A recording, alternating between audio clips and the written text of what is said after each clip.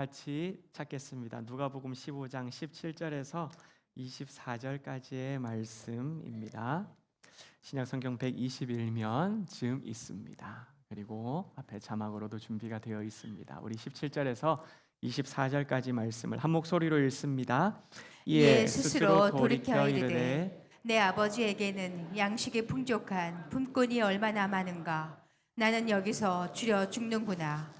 내가 일어나 아버지께 가서 이르기를 아버지 내가 하늘과 아버지께 죄를 지었사오니 지금부터는 아버지의 아들이라 일컬음을 감당하지 못하겠나이다.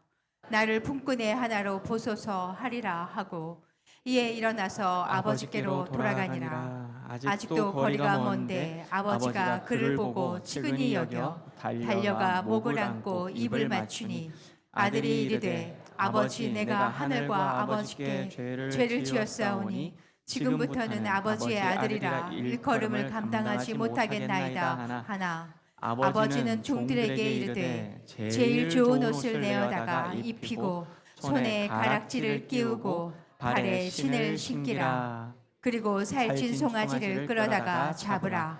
우리가 먹고 즐기자. 이 내 아들은 죽었다가 다시 살아났으며 내가 잃었다가 다시 얻었노라 하니 그들이 즐거워하더라. 아멘. 여러분 한 주간 잘 지내셨습니까? 네, 건강하게 다시 뵐 수 있다는 것이 큰 은혜인 것 같습니다. 여러분, 아버지의 눈물이라는 시를 들어보신 적 있으신가요? 긴 내용을 제가 다 읊지는 못하고요. 일부만 한번 읊어 드리도록 하겠습니다. 남자로 태어나 한평생 멋지게 살고 싶었다. 옳은 것은 옳다라고 말하고 그른 것은 그르다고 말하며 떳떳하게 정의롭게 사나이답게 보란듯이 살고 싶었다. 남자보다 강한 것이 아버지라고 했던가. 나 하나만 의지하며 살아온 아내와 눈에 넣어도 아프지 않을 자식을 위해 나쁜 것을 나쁜 것이라 하지 못하고 아닌 것을 아닌 것이라 말하지 못하는 것이 세상살이더라.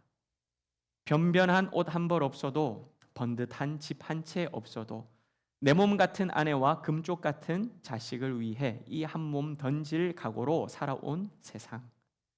애당초 사치스러운 자존심을 버린 지 오랫구나. 아버지가 되어본 사람은 안다. 아버지는 고달프고 고독한 사람이라는 것을. 아버지는 가정을 지키는 수호신이기에 가족들이 보는 앞에서 약해서도 울어서도 안 된다는 것을. 그래서 아버지는 혼자서 운다. 아무도 몰래 혼자서 운다. 하늘만 알고 아버지만 아는. 혹시 들어보신 시일까요? 아버지들은 이 시를 들으면서 혹은 읽으시면서 가슴이 먹먹해지지 않을까라는 생각을 해봅니다. 저도 남자일 때는 왜 할 말 왜 못하고 살아? 라고 그렇게 벅벅 우겨가면서 살았는데 아버지가 되어 보니 딸이 생기고 아들이 생기고 가정이 생겨 책임지고 짊어져야 한다는 그 마음을 품고 나니 그제서야 남자와 아버지가 다르다라는 사실을 저도 살아가면서 느껴가는 것 같습니다. 여러분 오늘은 아버지 중에 아버지의 마음의 이야기를 여러분들과 함께 나누고자 합니다. 오늘 말씀 여러분 읽은 이 말씀은요 둘째 아들의 요청에서부터 이야기가 시작됩니다. 내용이 많아 우리가 다 읽질 않았는데요 12절 말씀을 한번 보십시오. 아들이 뭐라고 요청을 하느냐? 재산 중에서 내게 돌아올 분깃을 내달라라고 아버지에게 이야기를 합니다. 그러자 아버지가 살림을 나눠주게 됩니다. 당시 관습에 따르면요 장자는 다른 아들보다 2배의 유산을 받는다고 합니다. 그러니 형님에게는 전체에서 3분의 2를 줄 것이고 동생에게는 남은 3분의 1을 그러면 2배가 되지 않겠습니까? 그렇게 줄 것이죠. 이걸 둘째 아들은 알고 있었다는 거예요. 그러면서 하는 이야기가 어차피 주실 것이니까 지금 주세요 라면서 아버지에게 턱을 내밀면서 지금 달라고요 이렇게 이야기를 하는 장면이에요. 여러분 충격적인 이야기 아닙니까? 이 말은요, 무엇을 뜻하느냐? 오늘부터 나는 아버지가 소천한 것으로 취급하겠습니다 라는 그 뜻이에요. 아버지가 내 눈앞에 없는 것처럼 저는 여기겠습니다, 이 말이라는 거예요. 산 사람을 송장 만들어 버리는 말인 것이지요. 여러분, 이런 페류나가 어디 있어요? 아직까지 건강한 아버지고 아직까지 내 눈앞에 시퍼렇게 살아계신 아버지이신데, 근데 여러분, 이렇게 패력한 아들이 있을 경우 신명기 말씀 한번 보여주실까요? 21장 18절 21절에서 뭐라고 이야기를 하냐? 어떻게 하라고 이야기를 하느냐? 성문에 끌고 나아가서 돌로 쳐 죽이라 라고 이야기를 해요. 완악하고 패역한 아들이 있거든. 성문 앞에 성읍에 모인 사람들로 하여금 전부 다 돌을 쳐 죽이면서 너희들에게 악을 제거하라, 없애버려라, 그건 악이다, 아들이 아니다, 이렇게 말씀하고 있는 것이지요. 이처럼 둘째 아들은 죽어도 마땅한 아들이었어요. 여러분, 아들이 아니라는 말이에요. 그런데 놀라운 사실은요, 제가 아까 앞에서 말씀드렸지요. 이러한 파렴치한 아들에게도 아버지는 자신의 살림을 나누어 주더라는 거예요.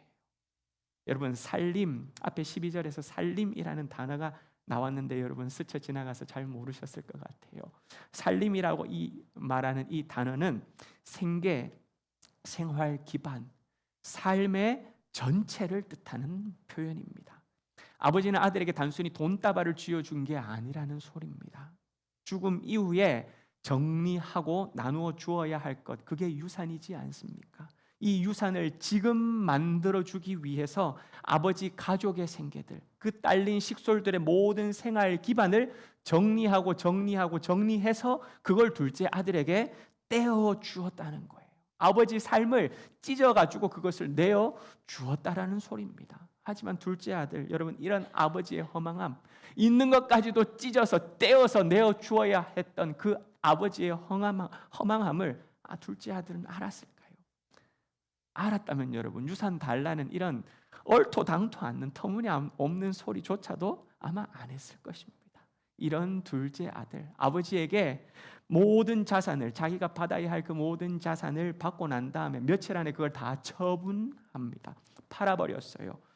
아버지께서 아들에게 주신 살림이라고 하는 것은 여러분 유동성이 없는 자산들입니다. 그 당시에는 땅을 가지고 있고 포도밭을 가지고 있고 그리고 또 가축들을 가지고 있지 않습니까? 끌고 다닐 수가 없는 것들이에요.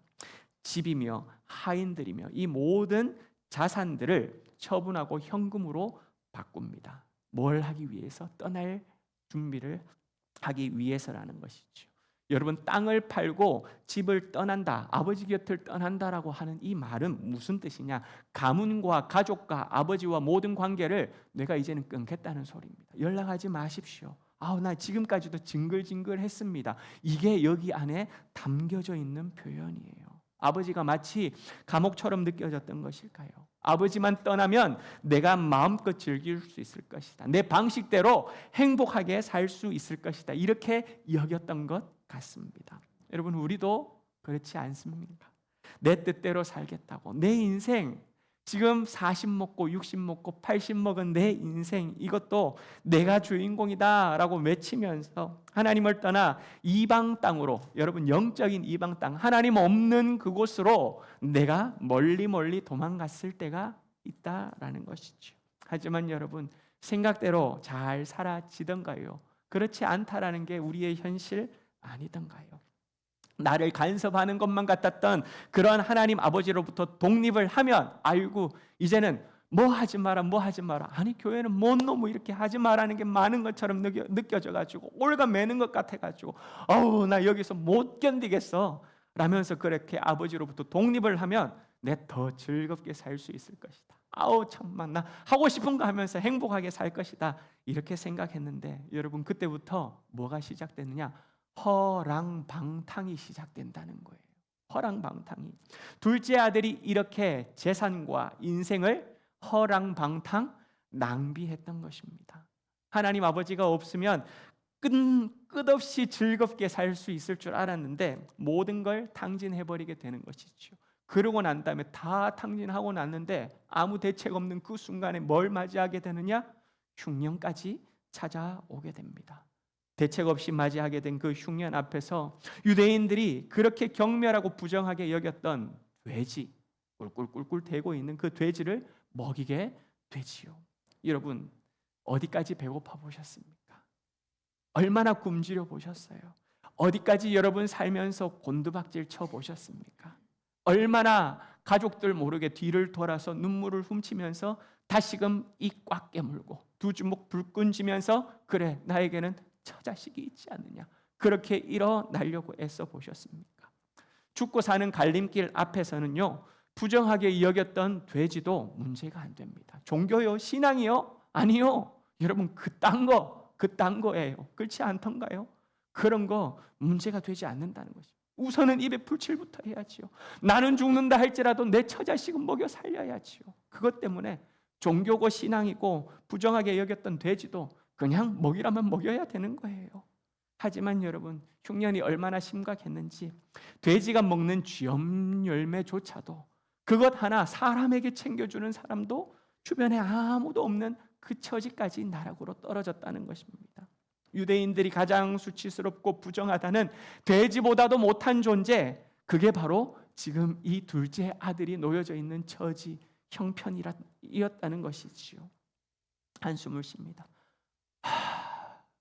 그러면서 스스로 돌아보면서 하는 이야기가 17절에서 19절 말씀이거든요. 같이 한번 읽어봅니다. 이에 스스로 돌이켜 이르되 내 아버지에게는 양식이 풍족한 품꾼이 얼마나 많은가. 나는 여기서 줄여 죽는구나. 내가 일어나 아버지께 가서 이르기를 아버지 내가 하늘과 아버지께 죄를 지었사오니 지금부터는 아버지의 아들이라 일컬음을 감당하지 못하겠나이다. 나를 품꾼의 하나로 보소서 하리라 하고 이에 일어나서 아버지께로 돌아가니라. 여러분, 그런데 여기서 많은 신학자들은 뭐라고 이야기를 하느냐, 이 고백이 회개가 아니다라고 이렇게 말을 합니다. 정신을 차리고 자신의 처지를 파악한 것은 맞지만, 이야, 내 아버지의 품꾼들은 양식이 풍성한데 나는 이 모양이야. 나는 여기서 줄여 죽는구나. 자신의 처지와 형편을 파악한 것은 맞지만 회개한 것은 아니라는 것이죠. 회개와는 이게 다르다라는 그런 말입니다. 아니 목사님 18절을 한번 보십시오. 하늘과 아버지께 죄를 지었다라고 내가 가서 이야기를 하려고 하는 것, 회개하려고 하는 것 아닙니까? 이렇게 질문할 수 있을 것입니다. 그러나 여러분 17절을 잘 한번 보십시오. 아버지의 품꾼들 양식이 풍족한데 자신은 지금 굶어 죽는다는 거예요. 뭘 하고 있는 것일까요? 신세 한탄입니다. 신세 한탄. 그러면서 18절 배가 고픈 둘째 아들, 그 아들이 생각해낸 것이 뭐냐, 내가 아버지께 가서 죄를 지었다라고 이야기를 하면 아버지께서 나를 품꾼으로는 써주시겠지. 그러면 그 아버지의 품꾼들, 그들은 양식이 풍족하지 않는가? 그 풍족한 종들처럼 내 허기진 이 배도 좀 채울 수 있지 않겠는가? 여러분 지금 이건 뭐 하고 있는 것일까요? 회개가 아니라 계산기 두드리고 있는 거예요. 계산기. 이렇게 하면 내가 조금이라도 지금 쥐엄 열매조차도 짜낼 수 없는 이 현실, 이 판국에서 아버지에게 돌아가면 쥐엄 열매는 내가 먹을 수 있겠지. 아버지에게 가면은 겨 다 불어버린 그 겨 껍질이라도 내가 먹을 수 있는 게 뭔가가 있겠지. 여러분 생존을 위한 마지막 한 수가 그냥 그저 아버지였던 것뿐이에요. 그게 17절에서 19절 사이의 표현이라는 것이죠. 오늘날로 말하면 부처님 찾다가, 공자님 찾다가, 여러분 천지신명님 찾다가 찾을 거 다 찾은 다음에 하다 안 돼서 지푸라기 하나 잡는 그 심정을 가지고 하나님을 선택한 경우, 여러분 그런 일들 많이 보지 않습니까? 지금이 딱 그 상황이라는 것입니다. 갈 때까지 없어서 마지막으로 내가 지푸라기 잡는 심정으로 아버지를 한번 잡아보겠다라는 것이죠. 그런데 여러분 이것조차도 은혜라는 사실을 알고 계십니까? 이것조차도 은혜라는 거예요. 심령이 가난한 자는 복이 있습니다. 심령이 가난한 자는 복이 있어요. 내가 지금 이 지경까지 왔구나. 내가 이렇게까지 나락으로 떨어졌구나. 여러분 인생의 바닥을 친 그 자리에서, 궁핍과 가난을 경험한 그 자리에서 심령이 가난해지지요. 그런데 그 가난해진 심령 가운데도 여전히 딱딱하게 굳어있는 사람은요 복을 받지 못해요. 심령이 가난한 자는 복이 있다라고 이야기를 하는데 딱딱한 사람은 복을 받지 못해요. 그 처절한 자리에서 가난해져야지만 바라볼 수 있고 하나님을 찾을 수 있는 것, 이게 복이라는 것입니다. 그래서 이게 은혜라는 것이지요. 아들은 아버지가 내 마지막 묘수다라고 여기면서 돌아가게 됩니다. 그런데 여러분, 아버지는 어떤 줄 아세요? 20절 말씀 우리가 함께 읽어보겠습니다. 20절입니다.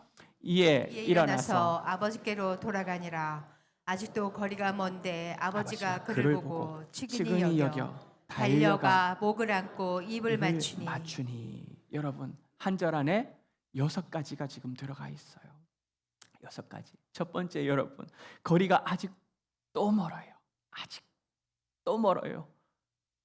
누군가 우리 마을로 들어오고 있다라고 하는 것을 저 멀찌감치해서 점 하나가 뭔가 꿈실꿈실대고 움직이는 것과 같이 그렇게 느낄 만큼 먼 거리였다라는 것입니다. 그런데 여러분, 누가 지금 먼저 보았다라고 이야기를 하지요? 아버지가 그를 먼저 보게 됩니다. 질문 하나 드려볼게요. 아들이 아버지를 더 잘 볼 수 있을까요? 아버지가 아들을 더 잘 볼 수 있을까요? 아버지가 아들을 더 잘 볼 수 있을까요? 참 대단하네요. 맞아요. 육체적인 상황을 한번 봅시다, 여러분. 20대, 30대 먹은 아들이 여러분 더 저 멀리 있는 걸 잘 볼까요? 아니면은 나이 많이 드신 아버지가 저 멀리 있는 게 아들인가, 사람인가, 개미인가, 뭔가 더 잘 볼 수 있을까요? 누가 더 잘 볼 수 있을까요? 아들이 더 잘. 젊은 게 그래도 좀 낫겠지요, 여러분. 그렇지 않습니까? 뿐만 아니라 이 아들은요, 집이 최후의 보루라고 생각하고 돌아오고 있는 중입니다. 한번 상황을 생각해 보세요. 여기가 마지막이다라고 생각하는 사람의 눈빛을 한번 생각해 보세요. 어떤 눈빛으로 오겠어요? 요 언덕만 넘어가면 돼. 나 조금만 더 참으면 돼. 이를 바닥바닥 갈면서 여러분 눈을 부라리면서 그렇게 마지막 목적지까지 갈 것 아닙니까? 내가 이번 강만 넘어서면 돼. 이 중랑천만 넘어오면 돼. 여러분, 그 마음이라는 거예요. 뿐만 아니라 내 이 포도밭만 이제는 코너를 틀게 되면 거기가 뭐다? 우리 아버지 집이다. 여러분, 그 마음을 가지고 가고 있는 아들이라면요, 저 멀찌감치에서부터 아버지 집이 보일까요? 안 보일까요? 보이고도 남지요. 여러분, 거기가 마지막 나의 최후의 보루인데, 뿐만 아니라 그 집 앞에서 서성이고 있는 사람, 빚을 있는 사람이 보일 거예요. 그럼 종이다. 뒷짐지고 걸어가고 있는 사람이 보일 거예요. 그럼 누구다? 아버지다. 바로 안다라는 거예요. 이 심령을 가지고 돌아오는 아들, 아마 더 잘 보일 것입니다. 그러나 여러분, 놀라십시오. 놀라지 말라가 아니라 놀라십시오. 여기서 놀라야 돼요. 뭘요? 생존을 위하여서 마지막 열정을 불태우면서 돌아오는 그 아들의 눈보다 애타게 기다리던 아버지의 눈이 어때요? 더 매서워요. 더 정확해요. 더 빨라요. 이게 바로 아버지의 눈이라는 사실입니다. 무슨 말씀일까요? 그만큼 이 아버지는요, 하루하루가 눈 빠지도록 기다렸다는 뜻입니다. 이처럼 우리 하나님 아버지께서도 우리를 바라보면서 매일매일 눈 빠지면서 기다리시는 것, 그게 바로 우리 하나님 아버지이신 줄 믿습니다. 그런데 아무리 아버지 눈이 매서워도 여러분, 예전의 아들의 모습이 아니라는 것입니다. 못 먹었어요. 살이 여러분 빠졌을 거예요. 홀쭉했을 것입니다. 뼈만 앙상하게 남지 않았을까요? 돼지와 뒹굴었어요. 그러면서 제대로 씻지도 못했죠. 머리가 어땠을까요? 떡졌을 거예요. 아마 돼지똥으로, 돼지가 먹던 음식들로, 남아있는 오물들로 온몸이 범벅되지 않았겠습니까? 집을 나갈 때 입고 갔던 그 화려했던 옷들, 멋진 신발은 아마 너덜너덜했을 것이고, 마치 거지와 같은 몰골로 그렇게 저벅저벅 걸어오고 있었을 텐데, 그래도 아버지는 한눈에 직감합니다. 뭐라고요? 내 아들이다. 저건 내 아들이다. 가엾고 불쌍한 내 아들이야. 여러분, 긍휼한 마음이 들기 시작하고 그때부터 뛰기 시작합니다. 여러분, 팔레스타인 지역의 아버지들은 옛날 우리나라의 아버지들, 유교 문화의 아버지와 비슷합니다. 유교 문화에 젖어 있었던 우리의 아버지의 아버지들, 여러분 어디 뛰던가요? 불이 나도 저기 불이 났구나, 그러고 걸어가는 거, 그게 우리 유교 문화의 아버지의 모습들이라고 상상할 수 있지 않습니까? 팔레스타인 지역의 아버지들도 거진 비슷했어요. 뛰지를 않습니다. 뒷짐지고 그냥 에헴 하는 것, 이게 이들의 아버지의 모습이었다는 것이죠. 근엄했습니다. 그러나 오늘 이 탕자의 아버지는 여러분 달랐어요. 어떻게 해요? 죽을 힘을 다해 달리고 또 달립니다. 이 어른이 달리다가 쓰러진다 할지라도 그래도 내가 쓰러지는 만큼 달려가겠다라는 것이죠. 왜요? 여러분, 혹시라도 아버지의 가산을 털어먹고 난 다음에 거지처럼 돌아오고 있는 이 둘째 아들을 동네 사람들이 먼저 본다라고 생각해 보십시오. 그러면 어떻게 될까요? 저것저것 아주 페류나 같은 그 아들, 파렴치한 저 아들 성문으로 끌고 가서 돌팔매질 한다. 여러분, 아까 레위기 말씀 보셨지 않습니까? 여기를 어디랍시고 돌아온다는 거예요. 당장 죽여도 못할 법한 그런 아들, 먼저 마을 사람들이 보고 성문으로 데려가서 돌팔매질 할까봐 아버지는 죽을 둥 살둥, 여러분, 그렇게 달려가고 또 달려갔던 것입니다. 그리고 그 아들 멈춰서지 않고 와락 끌어안아 버립니다. 그냥 덮어버렸다라는 것이지요. 여러분, 목을 껴안는 이 장면은 창세기 45장 14절 요셉이 동생을 와락 끌어안는 그 장면과 동생을 오랜 시간 만에 만났던 그 모습과 똑같습니다. 자기 아우 베냐민의 목을 안고 우니 베냐민도 어떻게 해요? 형의 목을 안고 우는지라. 여러분, 예전에 TV에서 이산가족 상봉하는 장면들 많이 보시지 않으셨습니까? 여기 앉아 있는 분들은 대부분 그래도 한 번 내지 두 번들은 보신 분들이 많으실 것 같아요. 저도 그 TV를 보면서 얼마나 많이 울었는지 몰라요. 17살 먹은 요셉, 여러분, 정말 그 창창했던 청소년기의 이 요셉, 애굽으로 그냥 내던져집니다. 팔려가지요. 산전수전 다 겪은 요셉이 베냐민을 이처럼 다시 만났을 때가 몇 살이냐? 39살이에요. 17살에 버려지는 것처럼 그렇게 내동댕이 치고 39살에 다시 만났으니 22살, 22년 만에 재회를 했던 것이죠. 여러분, 목을 끌어안고 안 울 수가 있겠습니까? 얼마나 너를 기다렸는지, 얼마나 너를 보고 싶었는지 몰라. 무조건 환영이지. 어서 와, 잘 왔어. 여러분, 전적인 사랑의 표현이 뭐냐? 목을 끌어안고 우는 장면이에요. 뿐만 아니라 사랑의 표현이었던 것입니다. 탕자를 기다렸던 아버지의 마음도 이와 똑같다라는 것이지요. 잘 왔다. 정말 잘 왔다. 오기로 결정한 것 정말 잘했다. 내가 오늘만을 기다렸단다. 오늘이 언제 올 줄 몰랐지만 그럼에도 불구하고 오늘이 기필코 오겠지라고 생각하면서 내가 오늘만을 기다렸어. 이렇게 아들에 대한 강력한 사랑의 표현, 기쁨의 환대가 바로 목을 끌어안고 우는 모습이에요. 그리고 아버지가 아들에게 입을 맞추었지요. 여러분, 이것은 요셉이 형님들과 입을 맞추는 장면. 아까 창세기 45장 14절 읽었는데 그 밑에 보면은 이 요셉이 형님들과도 하나하나 입을 맞추는 장면이 나옵니다. 입을 맞추는 게 뭘까요? 용서예요. 화해입니다. 지난 시간에 잘못했던 그 일들에 대하여서 그래, 다 용납한다는 거예요. 그러면서 하는 이야기가 뭐죠? 당신들이 한 것이 아니라 하나님이 나를 보내셨다라고 그렇게 고백하지 않습니까? 다 용납하는 거예요. 죄 사함입니다. 네 죄를 사하노라. 섭섭한 마음도 이제는 없어요. 미워했던 형님들의 그 마음, 분노의 마음들도 다 깨끗하게 사라지는 것. 이게 바로 입맞춤으로 그 마음을 표현하는 것입니다.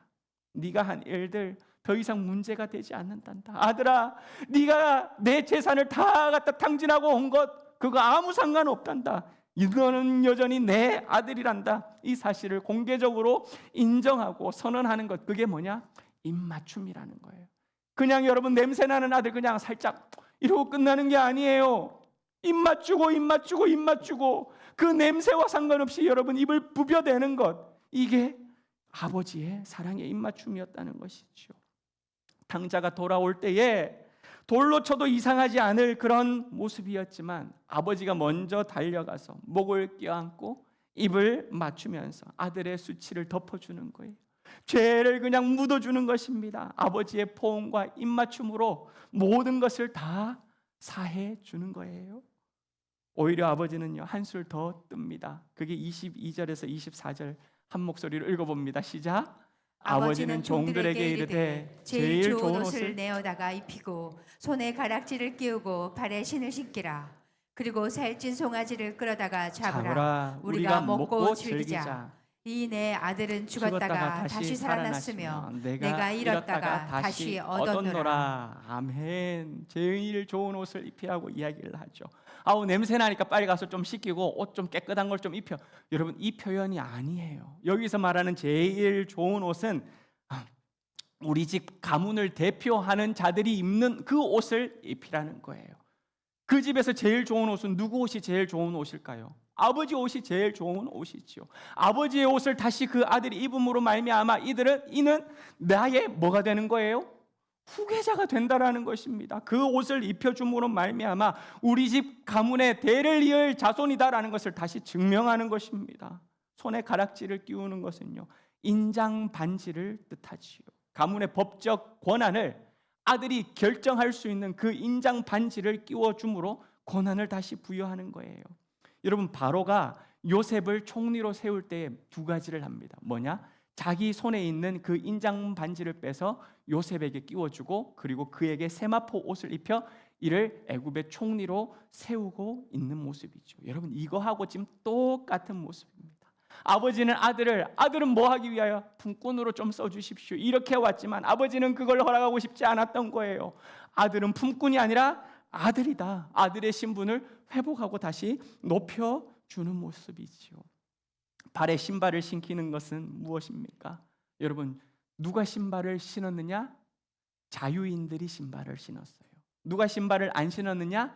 종들이 신발을 안 신었습니다. 종과 자유인을 구별하는 한 가지 뭐냐? 신발이었습니다. 주인과 종을 나누는 그 한 가지, 그것이 바로 신발이었어요. 종은 맨발이었지만 주인은, 아들은 신발을 신는다는 것이지요. 그리고 살찐 송아지를 잡아 큰 잔치를 베풉니다. 현수막을 내걸어요. 동네 사람들을 부릅니다. 공식적으로 이 아들 돌에 맞아 죽을 사람이 아니라 나의 아들이다. 이 집안을 이어받을 둘째 아들이라는 그 신분을 회복하는 잔치를 벌였던 것이지요. 여러분 예전에 사법고시, 행정고시 이렇게 합격하고 난 다음에 그리고 또 박사학위를 받았어요. 그리고 또 의사가 되었다. 이렇게 하면 여러분 동네에 현수막을 걸었거든요. 그런 동네 좀 살아보셨습니까?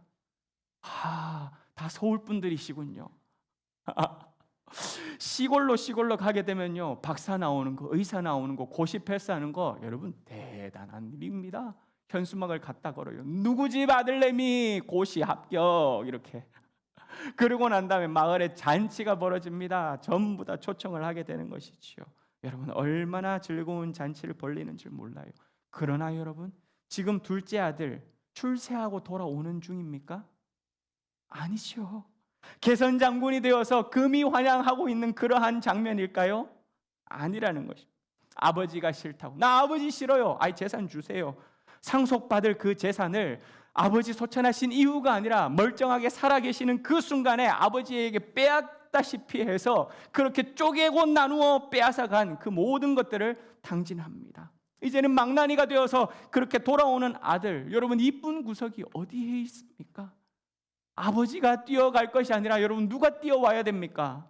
둘째 아들이 뛰어와야지요. 달리다 못해 그렇게 비어서라도 와서 아버지 앞에서 눈물을 흘려가면서 아버지 너무 죄송합니다.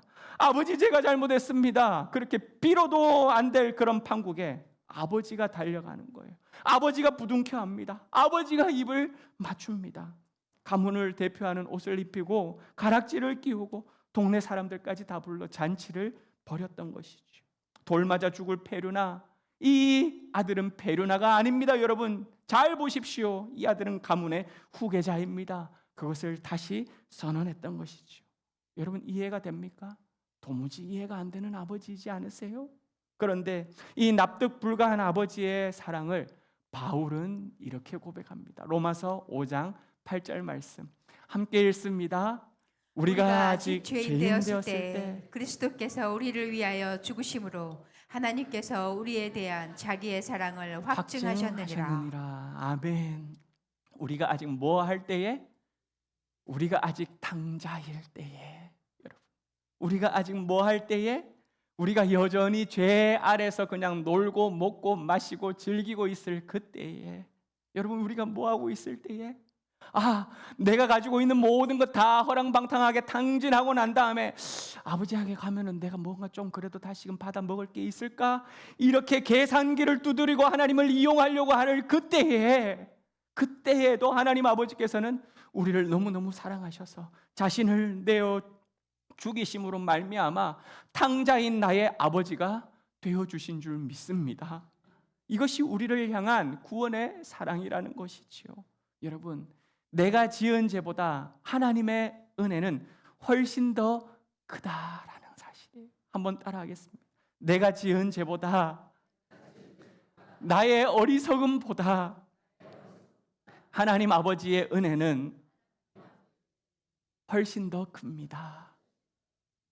아멘. 훨씬 더 커. 그 사랑 안에 우리가 지금도 살아가고 있는 줄 믿습니다. 이 소식을 첫째 아들이 듣게 되지요. 우리 집에 몇 년 동안 잔치가 없었어요. 아버지는 맨날 집 앞에 나가가지고 하염없이 저 길만 바라보고 있는 그 아버지, 그런 집에 여러분 무슨 잔치가 있었겠어요? 그렇게 얼마 동안에, 몇 년 동안의 잔치가 없이 그렇게 살아왔던 지난 시간. 그런데 이 첫째 아들이 일을 하다가 돌아오는데 오늘따라 풍악이 울리는 거예요. 춤추는 사람들의 소리가 흘러나옵니다. 종을 하나 불러내지요.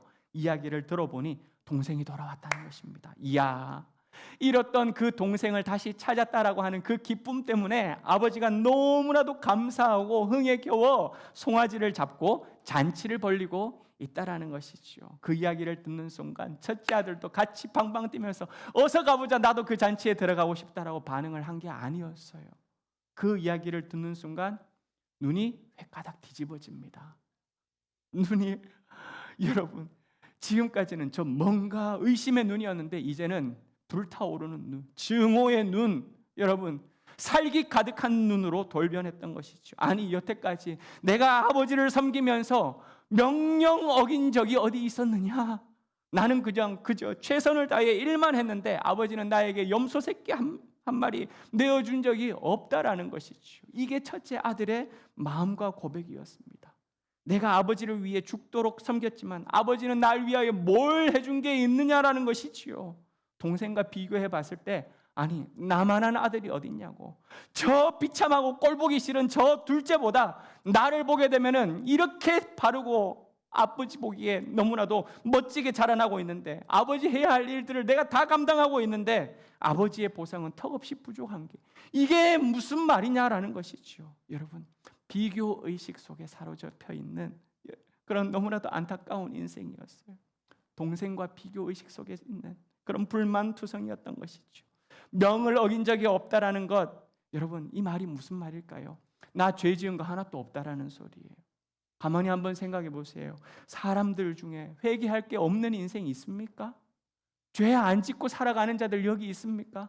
우리 다 죄인이니까 오늘 이 자리에 나와서 우리의 죄를 도말해 주실 예수 그리스도가 필요해서 우리가 여기 나온 것 아니겠습니까? 여러분, 회개할 것 없는 인생 아무도 없다라는 것이에요. 그런데도 불구하고 이 아들, 나 회개할 거 없다라는 것입니다. 잘못하면 아버지가 잘못했지 내가 뭐 잘못이 있냐, 이런 이야기하는 아들, 여러분, 이렇게 말하는 자체가 바로 아버지를 정죄하는 것이죠. 이게 바로 죄라는 것입니다. 자기 의로 가득 차 있는 그런 첫째 아들이었어요. 비교의식 속에 사로잡혀 있죠. 자기 의로 충만해져 있지요. 이런 사람들의 특징이 있어요. 뭔 줄 아세요? 자신은 굉장히 높입니다. 난 잘했다는 거, 나는 죄가 없다라는 거예요. 나는 문제가 없다라는 것입니다. 그런데 반면 다른 사람은 하염없이 깎아 내립니다. 낮춥니다. 아버지를 근심하게 한 적도 없고 수년 동안 뼈 빠지게 고생만 하면서 아버지의 모든 걸 책임졌던 나 자신. 그런데 동생에 대해서는 뭐라고 표현하느냐? 30절 이렇게 깎아내리거든요. 같이 한번 보실까요? 30절입니다. 아버지의 살림을 장녀들과 함께 삼켜버린 이 아들이 돌아오매 이를 위하여 살찐 송아지를 잡으셨나이다. 깎아내림과 동시에 비아냥거림까지 들어가 있습니다. 창녀들과 함께 삼켰다라고 하는 이 말은요, 여러분, 성경 어디에도 찾아볼 수가 없어요. 종을 불러내어서 설명을 들었다 했죠. 상황을 파악하고 있던 그 종조차도 첫째 아들에게 뭐 이러했고요, 장녀들과 다 삼켜버렸고요, 그런데 저렇게 아주 그냥 페루나 같은 아들이 돌아왔어, 이렇게 표현하고 있지 않습니다. 듣도 보도 못한 이야기, 여러분, 그런 이야기를 첫째 아들은요 부풀리기 시작하는 거예요. 거짓말까지 끼워 넣기 시작합니다. 흠집을 내고 있다라는 거예요. 자기 동생을 여러분 뭐라고 부르고 있어요? 이 아들, 나와 전혀 상관없는 저 존재, 그게 바로 이 아들이라. 그러면서 그 아들을 무시하고 있지요. 하지만 여러분, 하나님 아버지께서는 첫째 아들에게도 둘째 아들과 동일한 마음, 동일한 모습으로 찾아가신다는 거예요. 그게 28절 말씀이거든요. 28절을 한번 읽어봅니다. 시작. 그가 노하여 들어가고자 하지 아니하거늘 아버지가 나와서 권한대. 아멘. 아버지가 나와서 권한다라는 거죠. 사랑하는 여러분, 오늘 말씀을 듣고 있는 우리 가운데, 이 자리에 앉아 있는 우리들 가운데서도 여러분, 집 밖에 탕자가 있고 또한 집 안에 탕자도 있다라는 것입니다.